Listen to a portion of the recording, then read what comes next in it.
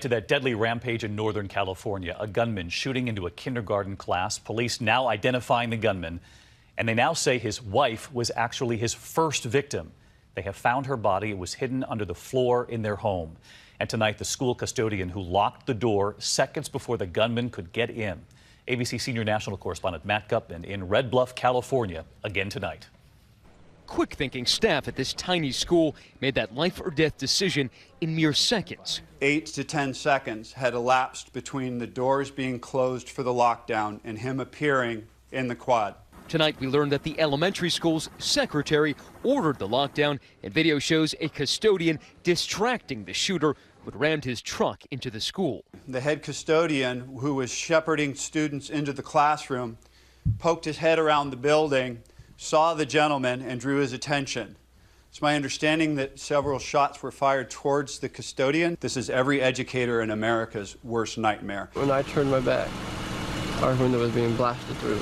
Dozens of rounds fired into the classrooms, but only one child wounded. It was a very, very good result to possibly the worst situation that I can imagine. But this community still reeling as the sheriff today unearthed the first victim murdered in Kevin Neal's killing spree, his wife, raising the death toll to 5.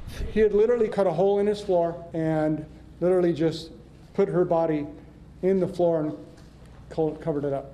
And first thing Tuesday morning, Neal began his 25-minute rampage, first killing 2 neighbors. He then drove through the rural community before crashing into the school. Afterwards, the shooter continued on until he was finally killed by police in a shootout. And for the first time, we hear from the shooter's family. He clearly had no business with firearms. He had full-on paranoia and delusions. Matt Gutman with us live again tonight from California. And Matt, we know the shooter was facing numerous charges before this shooting took place. A lot of people in that community, we just heard from her there, asking how then did he get the guns used in this rampage?